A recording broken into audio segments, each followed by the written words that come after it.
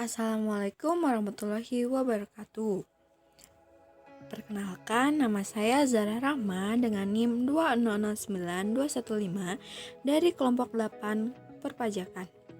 Di sini saya akan melanjutkan pembahasan mengenai pajak penghasilan pasal 26. Nah, di sini saya akan menjelaskan mengenai tarif pajak penghasilan pasal 26 dan perhitungan serta pemotongan pajak penghasilan pasal 26. Pembahasan yang pertama yaitu tarif pajak penghasilan pasal 26. Yang pertama, tarif 20% final atas jumlah bruto yang dikenakan atas 1. Dividen, 2. Bunga termasuk premium diskonto intensif yang terkait dengan jaminan pembayaran pinjaman. Ketiga, relatif, sewa dan pendapatan lain yang terkait dengan penggunaan aset. Keempat, insentif yang berkaitan dengan jasa, pekerjaan, dan kegiatan. Kelima, hadiah dan penghargaan. Keenam, pensiun dan pembayaran berkala. Ketujuh, premi swab dan transaksi lindung lainnya. Kedelapan, perolehan keuntungan dari penghapusan pajak. Selanjutnya, tarif 20% final dari laba bersih yang diharapkan. Pertama, adanya pendapatan dari penjualan aset Indonesia. Kedua, premi asuransi dan premi reasuransi yang dibayarkan secara langsung. Ketiga, melalui pialang kepada perusahaan asuransi di luar negeri. Selanjutnya, tarif 20% final dari laba bersih yang diharapkan setelah penjualan atau pengalihan saham perusahaan antara perusahaan media atau perusahaan tujuan khusus yang didirikan atau bertempat di negara yang memberikan pelindungan pajak yang memiliki hubungan khusus untuk suatu identitas atau bentuk usaha tetap yang didirikan di Indonesia. Kemudian, tarif 20% yang dipungut dari penghasilan kena pajak setelah dikurangi dengan pajak suatu bentuk usaha tetap di Indonesia kecuali penghasilan tersebut ditanamkan kembali di Indonesia. Selanjutnya, adanya penghasilan yang dipotong pajak penghasilan pasal 26. Pertama, penghasilan yang diterima atau diperoleh secara teratur. Kedua, penghasilan yang diterima dan diperoleh secara tidak teratur. Ketiga, adanya upah harian, upah mingguan, upah borongan, dan upah satuan. Keempat, uang tebusan pensiun, uang tabungan dari tuan atau tunjangan hari tua, serta uang pesangon dan pembayaran lain sejenisnya. Kelima, adanya honorarium, uang saku, hadiah, atau penghargaan dengan nama dan dalam bentuk apapun, komisi, beasiswa, dan pembayaran lain sebagai imbalan sehubungan dengan pekerjaan jasa dan kegiatan yang dilakukan oleh wajib pajak dalam negeri. Keenam, penerimaan dalam bentuk natura dan kenikmatan lainnya dengan nama apapun yang diberikan oleh bukan wajib pajak.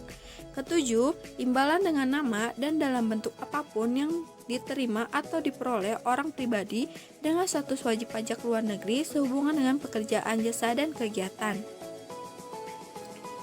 Kemudian, pengecualian dari pengenaan pajak penghasilan diberikan apabila seluruh penghasilan kena pajak sesudah dikurangi pajak penghasilan dari suatu bentuk usaha tetap ditanamkan kembali di Indonesia dalam bentuk: pertama, adanya penyertaan modal pada perusahaan yang baru didirikan dan berkedudukan di Indonesia sebagai pendiri atau peserta pendiri.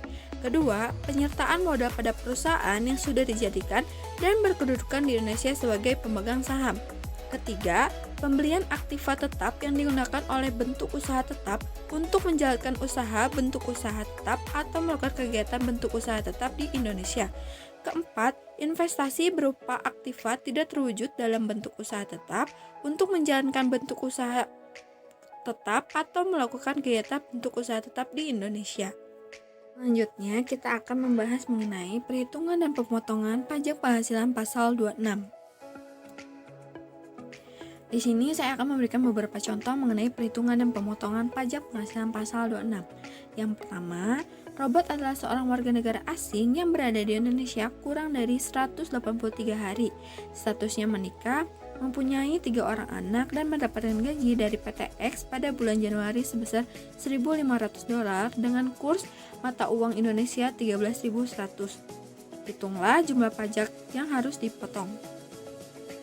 Yang pertama, kita perlu mengetahui penghasilan bruto gaji pada bulan Januarinya, di mana 1.500 dikalikan kurs mata uang Indonesia sebesar 13.100 dengan hasil Rp19.650.000. Kemudian kita perlu mengetahui pajak penghasilan pasal terutangnya, di mana dari hasil penghasilan bruto gaji dikalikan dengan 20% pasal terutangnya, yaitu 20% dikalikan Rp19.650.000 menjadi Rp3.930.000. Maka dari itu, Robert perlu membayarkan pajak penghasilan pasal terutangnya sebesar Rp3.930.000. Kemudian, contoh yang kedua yaitu sebuah perusahaan penyewaan gedung kantor PTX mengasurkan dan rekan bangunan bertingkat ke perusahaan asuransi di luar negeri dengan membayar jumlah premi selama tahun 2015 sebesar 1 miliar. Hitung jumlah pajak yang harus dipotong. Di sini kita perlu mengetahui perkiraan penghasilannya terlebih dahulu, yaitu 50% dari jumlah premi selama tahun 2015, yaitu sebesar Rp500 juta. Kemudian kita hitung pajak penghasilan pasal 26 yang harus dibayarkan sebesar 20% dikalikan dengan perkiraan penghasilannya 500 juta dan hasilnya 100 juta rupiah. Maka dari itu, PTX perlu membayarkan sebesar 100 juta rupiah atas penyewaan gedung kantornya. Mungkin sekian yang dapat saya jelaskan. Bila ada kesalahan, mohon maaf. Wassalamualaikum warahmatullahi wabarakatuh.